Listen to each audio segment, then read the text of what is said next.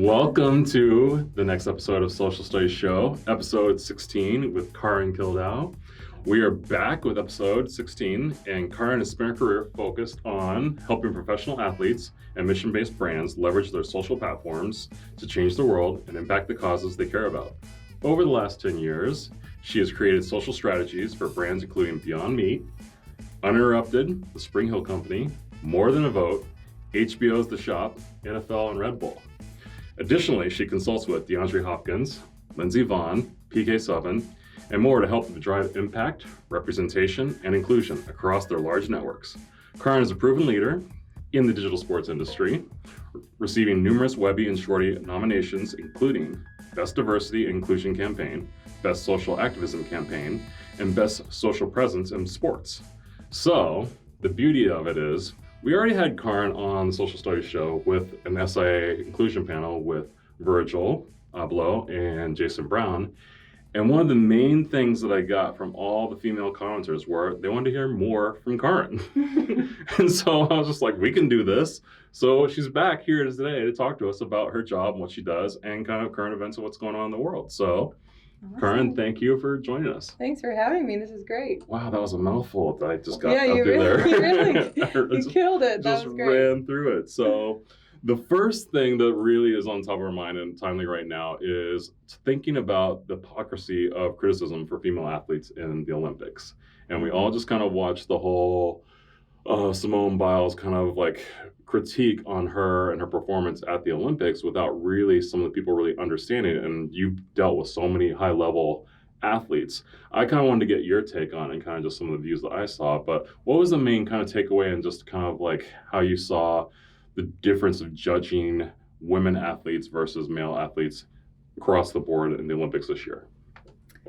Well, I think there's a lot of variables to that. Okay. I think Simone in particular, you know, people don't realize this, but when you go into the Olympics, before the Olympics, NBC is really choosing their like 10 athletes that they're going to focus on. That's been all the commercials, most coverage. And Simone going into this one was above and beyond probably the biggest. Yeah, she was so she had the biggest spotlight on her. And then for her situation to happen where, you know, she like that, being picked to be that person and going into it, the pressure is so much more than people realize. So I think that had to do with, you know, what unfolded with mental health and the twisties and all that coming to be. But then on top of that, the scrutiny was twice as much too, because everyone was like, you're going to win this gold medal for the United States and we're all rooting for you. You're doing it for America. And like, you can't mess up. Like, as you're the sure shot that we have for this gold and like carry all that weight. Everyone just thinks like, oh, you're famous and your face is everywhere, but people don't realize the amount of pressure comes with that, the amount of stress and the amount of additional media obligations you have. Just the danger. And the danger. And people don't realize, like, I mean, not to discount any other sport, but gymnastics, when you're doing double twists on a 5-inch beam, it's different than swimming in a pool or some of that stuff. So she has to really be weighing huge risks and huge pressure all the time. So I think it was really admirable how she was able to like recognize I am not in the right place to do this and decide to give her teammate a chance. So it was great, and it opened up the conversation that nobody's having about that pressure, the mental side of it, not just the physical side. And then I think that really is what just made it such a big thing. And then the male athletes obviously get different scrutiny, and Simone also has to deal with being a Black woman and on top of all that. So I think it's hard to compare what she went through to male athletes, but I think it was just a perfect storm of how much coverage and how much equal praise and backlash she got.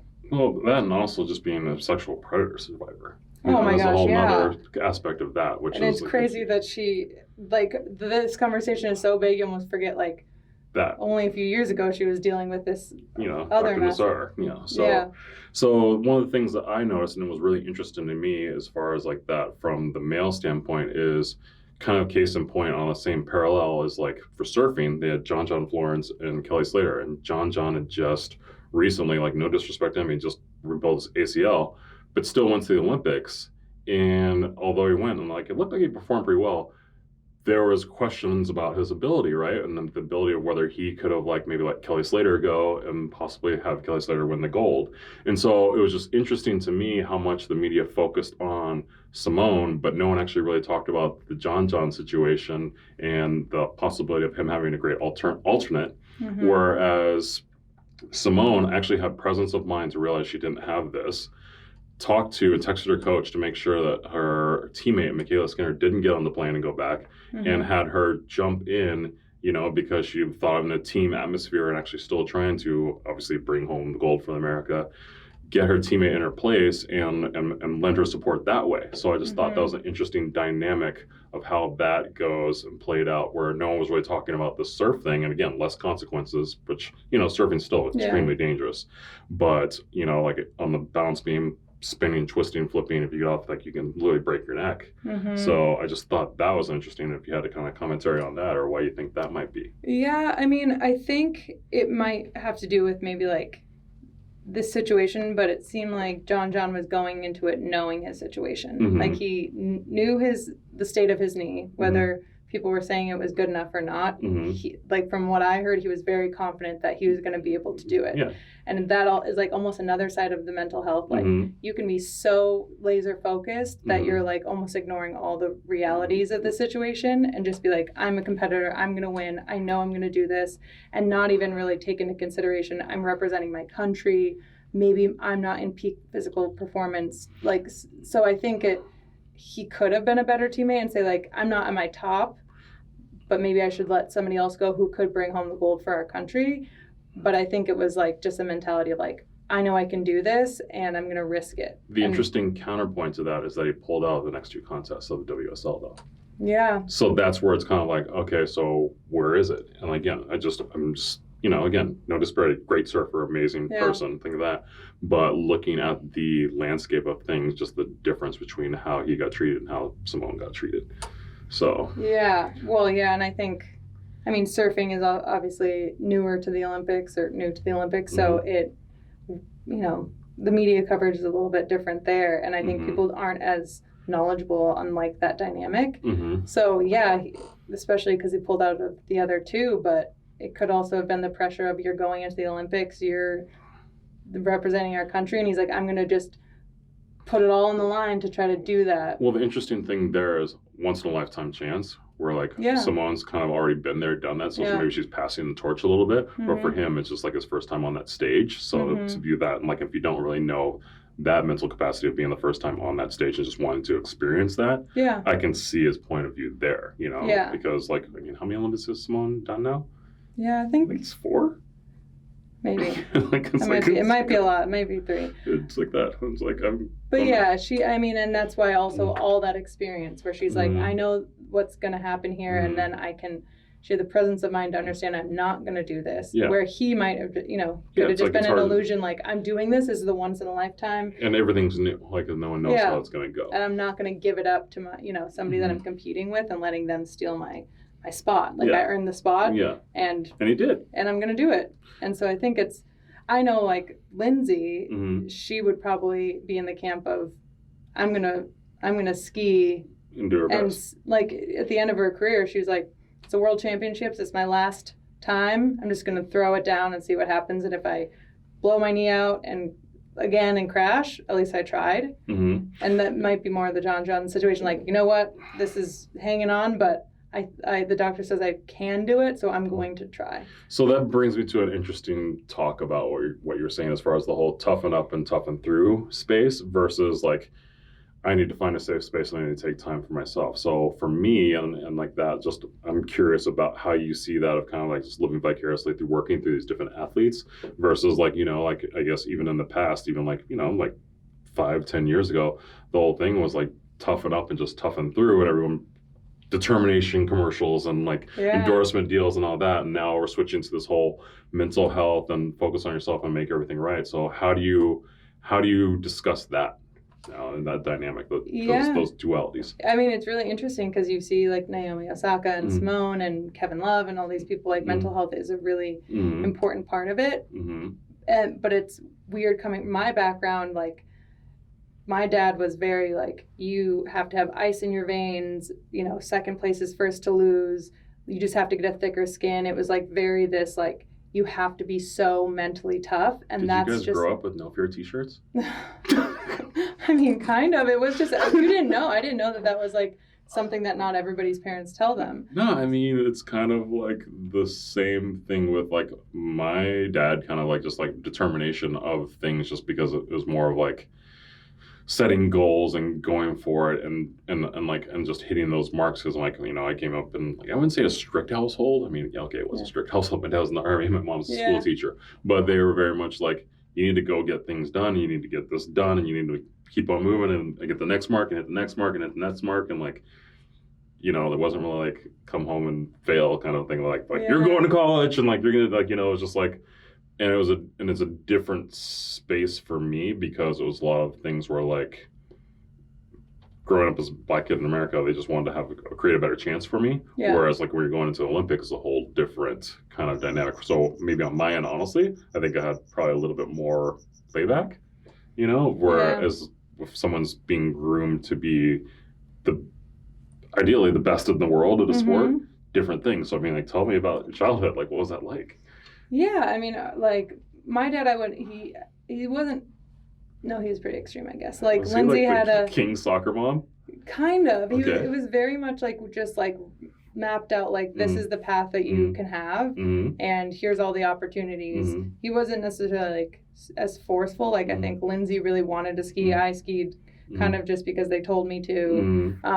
Like Lindsay had a 5-year plan to make it to the Olympics when she was 9 or something. So it was okay. I was like watching cartoons. Yeah, but I think that also helps. Like that's like kind of the privilege type thing. Like you had somebody who was like, here's the path and here's all the opportunities. Take them. And one of the things was definitely like, you have to, before you get in these situations, be mentally strong, and you can't break under pressure. And like, there's always like the clutch player, like thing. KD like making that last three during that, the and I think that does usually, like a lot of times when you get to that echelon of athletes, that does make or break you. That separates you. Like at a certain point, everybody below the neck is same amount of strong and fast and varying degrees, but it's like who can handle it at that pressure level. And I've had athletes, like I've had a lot of athletes come up and be like, secretly be like, tell me how Lindsay does it. Like, how did she win? How did she win with all that pressure? And it is like, it's reps in high pressure situations and understanding and learning to control your mind, I think. Yeah. But it's also takes being aware that the mental side is a component of it too. So I think like right now it kind of comes down to this, like they're all gladiators and they're the best and they're going to win no matter what. And it's really good to have the conversation about there's a whole mental side of this and there is stress involved and there are like other variables that people are dealing with every single day. So I think having the conversation is really good. But then in order to kind of, I think it's about preparing, understanding that is a variable. So you have to be able to get your mind in the right space for when you compete and be able to know that like my mental my mental health is just as important as my physical health. And I think that's what this conversation is opening up. But I don't know, I've heard a lot of perspectives on it. I think that athletes should be more open, and hopefully they will be now, about working with sports psychologists, about working with like the mental side of what goes into it. I recently started talking to and helping a lot of athletes with this Dr. Mondo, and his foundation is Cheat Code, and it's very much like using therapy to understand who they are, what kind of traumas and like constructs they have, and then debunking those and like helping them work through it so that they're in a clear mental space to be able to focus on their sport. I think when it's like not talked about, people are just dealing with so much behind closed doors that that's when you can, it becomes overwhelming. So in that, and kind of like the next kind of space on that is what happens when people don't achieve the ice in the veins moment and like after the fall, like how do they go about trying to figure that out after when that's happened and preparing people for that, because it's not really something you can prepare for if people have been teaching you on this one train of thought of win is to success and do it all and second as the first loser. to then untrain the mind to being like, it's okay to live with yourself with where you're at and be happy with the circumstances that you're in. Like, how do you go about that? And then again, as a brand messenger, how do you go about teaching that moment and putting it across society to make people more accepting of being like just people just living a normal life? I mean, I think that's probably the hardest thing is when you are maybe in the ice in your veins mindset and everything is going well and you still lose. I think that's where it's like the grit and resilience come in, is to be able to overcome that and not think because I failed I'm a failure, but be able to say like, okay, this is something that's happened to me and now I need to move on. I think it was the U.S. women's coach, soccer coach, she would give the players, I think it was her, 2 days. So after a huge loss, they got 2 days. Be as sad as you want. Really mourn that loss. Be sad and beat yourself up. And after 2 days, we're on to the next thing. Yeah. You've got to move on, and we've got to like go to the next challenge. And I think honestly, like for working on social and stuff, that's where social media is different than media, because you're in charge of that message. So letting people into that moment of like this, I'm devastated, and then moving on to be like, okay, now here's my plan to keep going and win the next time. So that's like teaches people, I think. So that's an interesting talk when you look at like Naomi Osaka and Simone Manuel, the swimmer, is how they're talking about how they want to have maybe like a moment from the reporters and from media after they've failed or lost, so that they can actually process this themselves. And it's something that she's really talking and been championing like after the Olympics, is like, hey, just give me a moment, you know, like because we're rushing in. So what do you think about that? Yeah, I talk about that a lot. It's really interesting because the athletes in most sports are obligated to do media. Like it's, you know, with Naomi, it's she's fine. It's fine, and NBA you have to. And it is, I mean, it's like, you can see like they're out of breath and sweating sometimes when the reporter's like, devastated. Yeah, devastated. And like sometimes they do poke at you to try to be like, I've seen with Lindsay, like, you're just getting done with the Olympics. Like, your grandfather just died. How do you feel? And you're like, okay, come on. Yeah. Like, and so I think it's about like, there's got to be some level of respect between the reporters and the athletes. And I think it's important that the athletes are trained on media going in, because sometimes you can't avoid it. Sometimes it's like, I wish that there are protocols that like everyone gets an hour alone before they have to go speak in front of press or answer questions. But I don't know if that's feasible. But they're, you know, I've been in athlete trainings with press where they teach them to be offensive or offensive for defensive, so that like you're there like, well, this teammate just you know, was in trouble for this. How do you feel? And like, you have to be able to say, well, I don't know about that, but what I do know about is I trained as hard as I could. But like that trick to be able to feel like you know how to pivot the conversation. I feel like that would make me personally feel better. I mean, just training people on that, you know, like just so they can like diffuse the situation, just because, you know, someone has that in the heat of the moment, like you're escalating. It's like you're like this house is on fire and you're running towards it with gasoline. Yeah, you know, so like, you know, it's like you're not helping the situation. But like, of course, like, how does Lindsay feel about her grandfather passing? It was like, that's a question the reporter can answer themselves. Yeah, you know, it's like, you know, how do you think, how would you feel? Yeah, and so I think it's a cool thing. Like that's the thing. If you really get into knowing the athletes that people are working with, like brands could offer that. Yeah. Like, hey, we're gonna have a PR consultant, and before you go into the Olympics, we're gonna help you to be really confident about what you're saying and how to avoid these hard conversations, or how to, because it's also like you're being asked in a moment of emotion, and you know that every word is scrutinized, so it becomes double as scary. So I see why, like, think of it all for like a normal person. Think of all day, every day, you're working at your job, trying your best, and then the second 5 o'clock hits, you have to be on a panel answering why did you do each of the things you did today. That's my job. Yeah. But it's stressful. It would be really stressful and be really hard. So I think it's like trying to, again, understand like this is going to be stressful. How can I prepare as much as I can to make sure that I feel as in control as I can be? And I think it's okay, like, for you to try to do the press conference and just be like, I'm really in a bad spot right now. I gotta go. Like people do that. LeBron does that. Like some people walk out. Yeah. And so I think it's like something that we should be like, that's part of it. If you're gonna force somebody to sit in a press conference, they can also leave. Yeah. I mean, you control they have to be there, but you can't control their reaction to it. And you can't control what they say. So there's also an element of like, you know, you could also tell your followers the real thing and do softballs to the press. Like, I think actually Tiger and Michael Jordan were really good at that. Like, they knew how to say just enough, but not very much. Like, you can tell some athletes are media trained to the point where they know how to navigate it and they know how to keep their guard up and keep certain things. Yeah, because like for them, like it's like the game isn't over just because the shot clock's down. It's still continuing when you're with the media, especially when you're looking at brand endorsement deals. You know, like it's just like, so that actually takes us to another funny one, because I actually wanted to ask you about brand endorsement deals. Because again, the shot clock's not over just because, I mean, the game's not over just because the shot clock's over, because when you're doing brand deals, it's an interesting one looking at the latest Dennis Schroeder contract and looking at how he had $84 million for 4 years on the table with the Lakers. And he disregarded because, you know, in his mind's eye that he thinks we're going back to the finals again, so he opened himself up to free agency.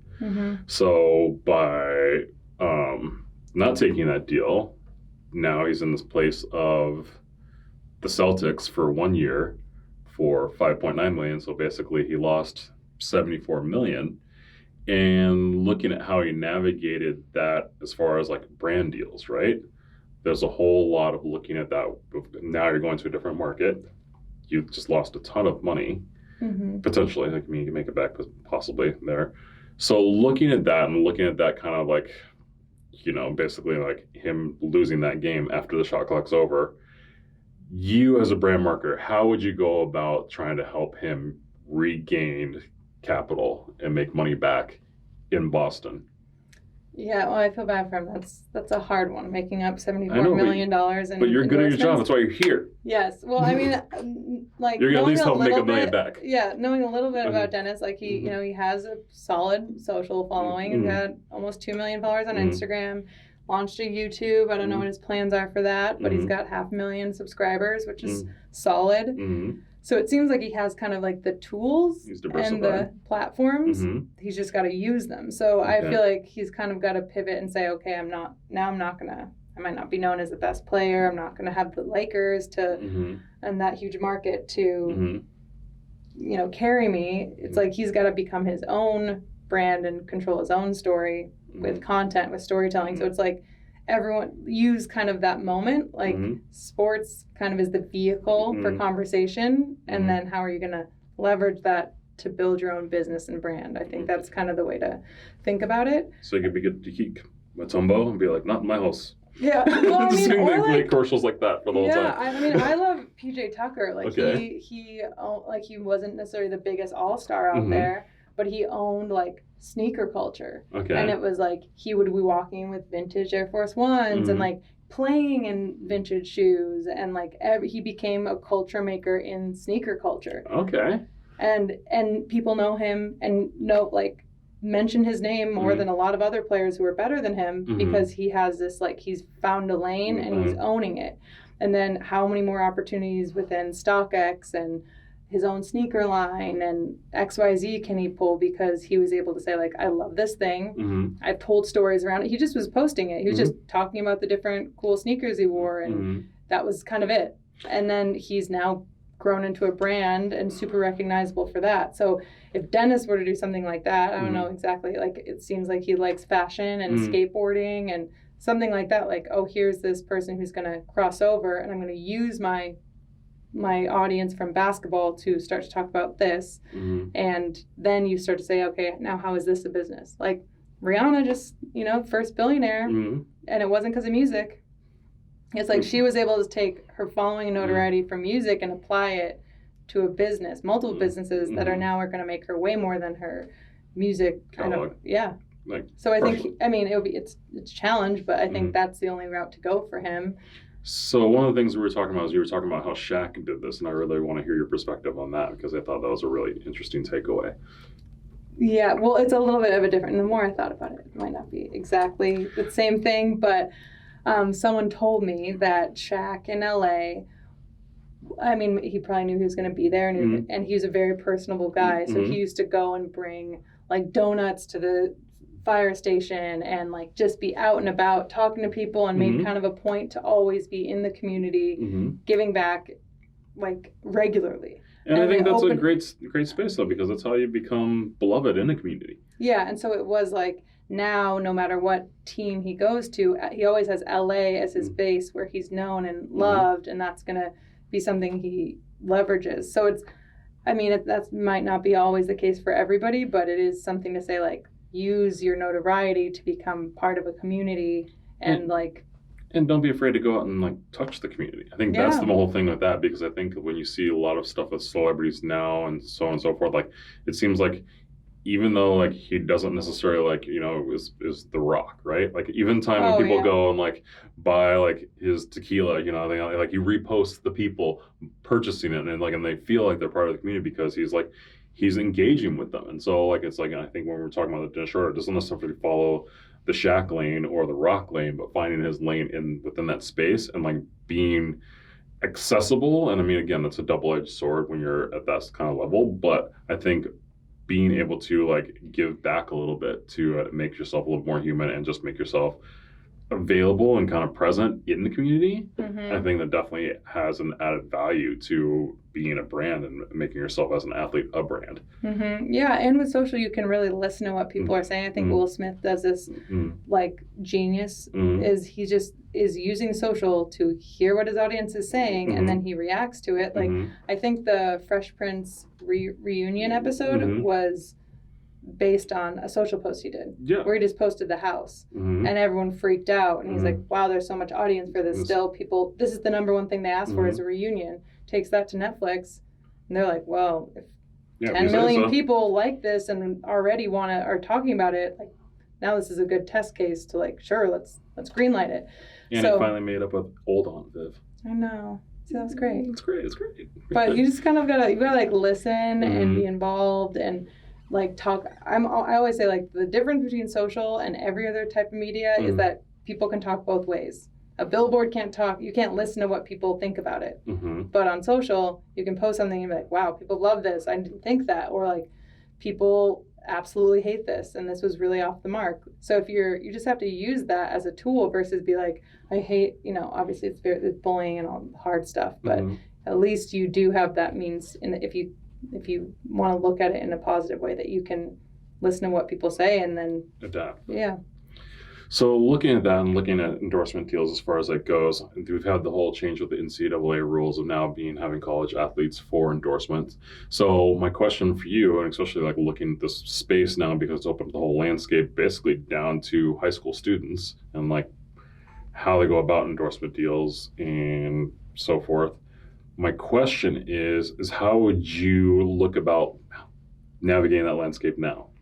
Yeah, I mean, it's really exciting. Okay. I feel like it's been a really messed up scenario for a really long time, and has hurt a lot of athletes. And Reggie Bush is still pissed. Yeah, Reggie Bush, give him his accent back. Come on. Like, some of that stuff is so unfair. Yeah, you know, for sure. Yeah, and now it's exciting. It's also like the Wild West. Like, there's 5,000 plus new athletes that now can do whatever they want, or, you know, with any brand. And then you've got all these brands who are like, oh shit, like, what are we going to do with all these college athletes? Who do we sign? We don't know who's playing in all these sports. And I think for the big all-star college quarterbacks and receivers, like, it's going to function a little bit just, you know, normally like a business as usual, like an NFL player, you know, like you have an agent who's going to be vetting deals, you're going to do that. But I've heard a lot of interesting conversations of like, what is it for a D3,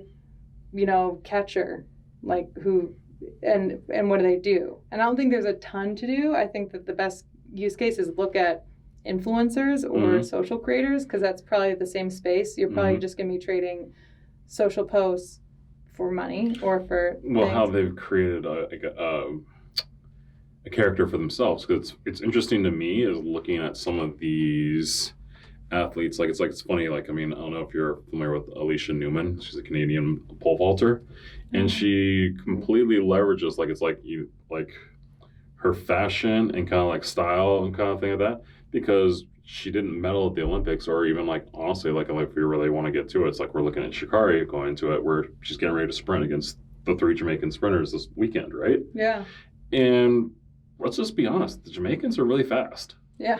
Like they're absurdly fast. Yeah. And so it was an interesting thing with watching this whole weed dynamic come through, and that, but literally still to this moment right now, like Sha'Carri's time still hasn't touched the first Jamaicans, the gold medalist time yet. Yeah. So it was an interesting dynamic of like looking at that whole Olympics thing unfold, but honestly, like her almost defining her personality more than an athlete. Mm-hmm. Yeah. And so it was just an interesting dynamic of watching that, because I feel like she almost got a better endorsement kind of thing of being affiliated with Beats by Dre and Donda and Kanye, and like maybe more than if she would have competed. You don't know. Potentially, like, and like, again, we'll find out on Saturday. Mm-hmm. Yeah. like for real, like, so it's an interesting thing of how people love her style and her flair and kind of thing like that. And I think there's something to be said. It's like, it's really interesting in the outdoor space. Like when you're looking at like brands like Arc'teryx or North Face or Montclair, like working in the outdoor space, where like the streetwear thing has become almost more of a moneymaker than just the alpine climber. Oh yeah. Like a streetwear is like the thing, so it's an interesting thing how like you can have this totally functional jacket thing like that's supposed to be used for scaling Everest, but really it's like, who's looking cool in the street with it? Yeah, someone's wearing it to like the Met Gala, and then it's a statement piece. Yeah, so it's like when you look at things of like A$AP Rocky doing a deal with PacSun and Vans, mm-hmm. And it's like where it was like, the skate used to be something where Jeff Rowley or like Heath Kirchart, like where the skaters were doing things in that space. And now it's like looking at things where, I'm trying to think of his name. It's driving me nuts right now. It'll come to me. He just did the collab with Bruno Mars. Anderson .Paak. Oh, yeah. So he just did a collab with Vans, like, so like we're looking at that and like looking at the entertainment industry where people's become a brand, not even for the thing that they're doing, but because of kind of like their style and their flair. Yes. And so that's exactly. an interesting thing of that, where I think that's where it's going to be an interesting thing with the high school market, because just like that whole like fast fashion, athletic style is just going to be like, it's going to be driven by the youth. Mm-hmm. And so I think that's going to be a thing that really, really like changes how the endorsement deals are done, because it's coming so much quicker. Yeah, and that's what I tell people, like whenever I'm working with an athlete, it's like, what are your 3 pillars of your brand? Mm-hmm. One is probably your sport, but then what are the 2 other things you're really interested in? Whether it's fashion or traveling or books or cooking. Like, make sure you're not just doing your sport on social, because that's one element of your life. Like, you are more than an athlete. There are certain things that that are going to come in that you should talk about. But if it's cooking, all of a sudden, because you're talking about this, how many cooking deals can you do? Like, just because you said, I'm interested in cooking, I'm this college athlete, and I like cooking. Like, any food brand is like, okay, let's do a cooking show. And all of a sudden you've opened up a huge lane for yourself. And it's like, funny because I think, didn't Paris Hilton just do a cooking show? Yeah, on bad cooking, but being a bad chef. But That's it's amazing. like, but I think there's so many of those things. And if it's like, I'm in skateboarding and I know that has a like kind of a streetwear culture to it, then become a leader in skate fashion and what you wear. And now all of a sudden you could do a collab with Off-White because that they want to talk about that. And I always say, like, don't work with influencers because of their following. You should be working with an influencer because of the audience that they're reaching, that you would like to reach, or like the conversation they're in that you can't be in. So like, if those are 2 spaces. So if you're an athlete and you're like, hey, I could, like, my audience is high school kids who like skateboarding and streetwear, I bet you PacSun or XYZ brand's gonna be like, this is, we want this audience, and you have it. So now let's talk. Okay. So it's kind of like being aware of how your sport overlaps in culture and overlaps in different interests. Because if you just funnel yourself into sports, like how many football players are there? How many basketball players are there? what makes you different, that Mm-hmm. you really actually care about. Mm-hmm. And that's the other thing with, I also could see all these college kids being like, any deal, give it to me. I'll take it for $500, for $1,000. Like, I'll talk about checking out this high school kid just got a deal with Bojangles, and I was just dying laughing because I was just like, yeah, I gotta respect the hustle. But it was kind of funny. It was just him standing there with the burger. Yeah. But I was just But if like, you're oh, looking and somebody's Instagram is like Crest toothpaste, Pringles, Secret deodorant, yeah, like if you do everything, you have no audience. Yeah, You're just whatever 50,000 people. yeah. So it's never gonna grow. So you really have to think. Be like what am I outside of my sport? What are some realms? And I can't be everything. Don't do everything. But if you know your cooking and fashion, you're like, there's hundreds of brands and food and cooking and travel channel and all those things. Then you have at least a segment. So here, I have a quick question for that. Like when you're looking at that and you're like a high school kid and you might not have the presence of mind of someone like yourself, like how does that high school kid come to someone like yourself with that knowledge to kind of help specify? Because I mean, like, I'm just thinking about myself in high school. I was a spaz. I was all over the place, you know? Yeah. So how do you go about trying to help, if you're trying to help these people and do this authentically, like, you know, you do your job like that, how do they get to someone like you? Or how do they even like go about trying to find the knowledge? Like, because you can find a lot of stuff on the internet, and like, how do you help kids get to that space without like, you know, like, I mean, like, you know, we're looking at all these TikTok filters and Instagram filters, and like there's the whole damaging part of like unrealistic expectations like that. So how do you help them kind of like figure that out in a smart way that puts them on a great path for growth? Yeah, it's hard. I mean, I don't think there's a lot of people who are consulting on social strategy, which is why I want to do it. And I've learned working with hundreds of athletes that it's really a really big need because it's very overwhelming and confusing. I do think the people in high school and college now are more used to it than anybody else, and they see they kind of know it just innately. But I think it's about trying to make it as fun and authentic as possible. I think it starts to get really stressful as soon as you start to create a brand or an image because you're trying to and it's not real. And then you're like, I have to keep up with this fake person that does all these fake things. It's like travel bloggers. I know a lot of friends who are like, I'm known as this Instagram model travel blogger, and that's not who I am. It was interesting watching all that shut down when COVID came. Yeah. Because they couldn't travel, so all of a sudden they had to turn on a different lane. And like, not just, I mean, a friend of mine, Leslie Ann Murphy, and she's a travel blogger, and she's great. She really does like a great job, and she really does like, she just like got ants in her pants. She like really loves traveling a ton.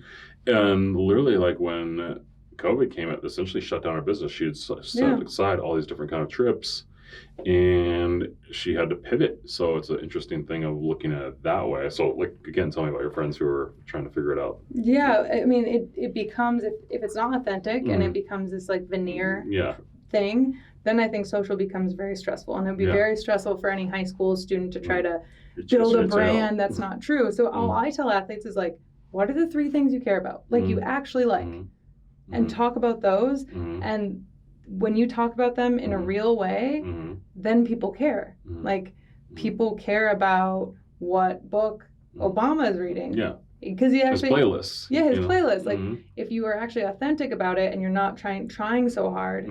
Like I actually, at Red Bull, there was a situation because I was training all these athletes and some of them were like, this is so stressful to me. Like I hate it. And the hard thing is, if you're there is now a thing of like, this person's the best in their sport. They're winning everything. This person's crushing on social. And they have so many followers and they have so much content. Which one do you sponsor? So sometimes even the best people are like, this is stressful, but I know I need it. And I would be like, well, what do you do? Like, what do you do before a competition? He's like, well, actually, I meditate a lot. I'm like, talk about that. Like, why don't you talk about meditating? Yeah, talk about the things you care about. Because nobody's talking about meditating. Now, and you know what? Now he would be in a great space to do mental health stuff because he's like, yeah, but it's just kind of embarrassing. I was like, talk about it. Talk about, or like, just be yourself. Yeah, just be yourself. And don't try to feel like, he's like, I feel like I have to do these like crazy trick edits. I'm like, no, everyone's doing those. Yeah. You are doing the meditation that no one's doing. So talk about that. Or like, you know, just like, a lot of times people care of everything you do. Like, what do you eat? Oh, well, actually, I'm very careful about what I eat. I do these things. Like, tell people what you eat. Yeah. So it's just like trying to bring it down and make it comfortable to you. Mm-hmm. So if you're feeling uncomfortable or stressed, you're probably in the wrong. You're probably off. Yeah. Well, one thing that really I was curious about is you were talking about like creating influence, not influencers. Mm-hmm. And so I wanted you to talk a little bit about that kind of dive and how you've been navigating that, because you said it's kind of something that's a really directive for the companies you're working for now. Yeah. I mean, that's kind of like my personal mantra is like when I'm working with athletes or celebrities, it's like create people that have influence in the world, not influencers. Say it to the camera right there. Create influence, not influencers. There we go. Because influencers, I guess, influencer in my world is like becomes a dirty word where it's just like everybody's an influencer, no one's an influencer. Influencer means like how many followers do you have, which is like very, I think, vain and subjective, and how good are they? It's hard for anyone to evaluate. And I always think of an influencer as someone who's gotten a lot of followers, doing something that's not very authentic maybe to them, and then they're just hawking brands because they're paying them.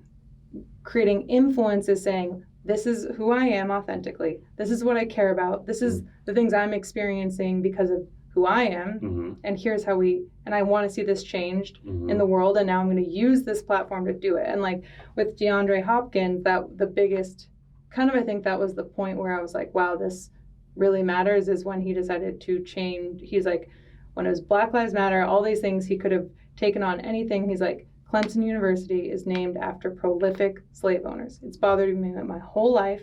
I grew up there, I went to school there, and it bothers me. He's like, and we should change it. And I was like, this is a good time, let's do it. And we worked with the school and the students that had been petitioning. We had DeAndre post at change.org in 25,000 signatures in 2 days and made an emergency meeting for the board of the school, and they changed the names. And it's like, that was something that was authentic to him. He knew the problem. And then he had the power to change it. And I was like, they said all they need is like widespread and national level press coverage. And that would help change it. He's like, got it. So like that is using you're following your platforms, your voice to influence change, not to like sell things and sell like whatever product comes your way. And I think that will make your brand so much longer term than if you just smile with sandwich every day. Yeah. So that's an interesting thing, because that kind of brings back the whole Alison Felix and pregnancy and pay cuts in regards to athletes, and using her influence to leave Nike, start her own shoe brand, talk about the whole disparity going on, and really bring a focus to it. So I'd like to hear your perspective of that, as one, as dealing with athletes, and then just honestly, like as a woman working in that field, kind of things that you've seen or would like to change.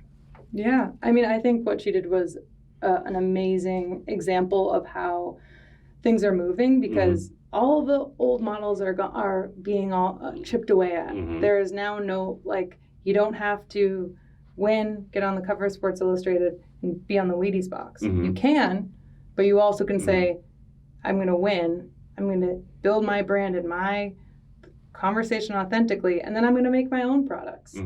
And now I have this audience, and they're going to buy them. And I'm going to get more from those sales than a company is going to pay me. So, like, the entire model has shifted, and I think she did it in the right way and in a really smart way. And I think it's gonna set an example for a lot of people. And then on top of it, she's doing it in a way that is creating influence and she's still winning. Yeah, and so it's amazing. Like, I don't need everyone to tell like all the media outlets to say whether I'm washed up after pregnancy or I'm gonna win again. I'm gonna tell you exactly what I'm gonna do, and I'm gonna do it, and you're going to know all that's going on behind the scenes because I'm going to share it with you, and it makes people so much more invested. And I think that it's really empowering for anyone, for a young college kid to a female athlete to a person of color who, like, all these things. Now you have the opportunity to talk about those things and use your voice to fix I mean, it's hard to change everything, but you could try to make a mark on. So I think it's really inspiring, and that's why I personally love working in the social space, because I feel like it has a lot of stigma to it and a lot of negative to it, but if you use it. It is a tool that any person in the world can use. Well, another thing that was interesting to me is like looking at how, obviously she didn't do it the same scale as Alison Felix, but Simone Manuel has a rider in her contract for TYR for inclusion rider that puts focus on underrepresented communities for her just to sign her contract with them. And so when they do her pro swim bib, like it's part of the proceeds are going to the community. So it's interesting of how people are now structuring their contracts and going at it that way. And so that's just something that's really interesting to me, seeing how people are going about unconventional ways of like going out of the contract rather than just like maybe creating a charity afterwards, which you could still do. But now they're actually like, they're holding brands accountable. Yeah. And it takes a lot of understanding, I think, of the business world to be able to do that. So like huge props to her, but it's really smart because if you know the brand world, you're like, these people are going to have to hire somebody to write this script or design this product or market it. And if I just say these people have to be 50% women and 50% people of color, the company's like, okay. Like now you've just opened up a door for a bunch of people because of just one ask. And I've also seen a lot of contracts now that are like, if you are going to pay me this much, I need another 10% that will go to my charity. And then and the company's like, well, we're going to donate money anyway, so perfect. So it's like and they do that a lot. Like I don't know the exact deal points, but if you look at like I Promise School, there's the Dick's Sporting Good gym, there's there's areas that are supported by brands, and it's just you have to really just be thinking of the forethought to say they're going to want to do this too. So my question is to people who are not unaware of that, how would you steer people to that way of thinking? Because again, like a lot of brands like I've seen like that, and like they're doing basically kind of like, let's get the marketing right and kind of like that kind of front, and it's a bit of a facade because they're trying to like pull back the structure and get that organized. So how would you go about helping people structure deals like that within their brands, within their athletes? Like how do you guide perhaps either the brand or the athlete to create those kind of riders in their contracts? And think about that now. I mean, it's hard. I think it has to be you really being aware of some of those elements and then really making sure that your agent, because I think sometimes there are certain situations where the agent is, to no fault to them, they're looking for, how do I get this person the most amount of money as quickly as possible? Let's all make our commission and let's all go home happy. It's sometimes harder to think long term. Like, how do I make this so when they resign, their new deal percentage goes to their foundation that I know they're going to start next year, or I'm going to work in an equity split in this deal so that the endorsement that they do, they're going to see long-term gains from. So I think it's just, if you're just aware of equity, your charity, like the inclusion rider is like very smart, and that I think is something that if you just know about it and you ask for it, the hardest thing or the worst thing that could happen is they say no, but you need to be asking. And I think like just being aware of that is half the battle, and then making sure that your team is all fighting for you long term, and you're thinking of all the deals you're doing as long term. And that, I think that's hard when there is a quick turn, like post this to social and you're done, you'll get your 50K. Like it's better to say, I align with this company, let's do this long term, and here's like the things that we can do together.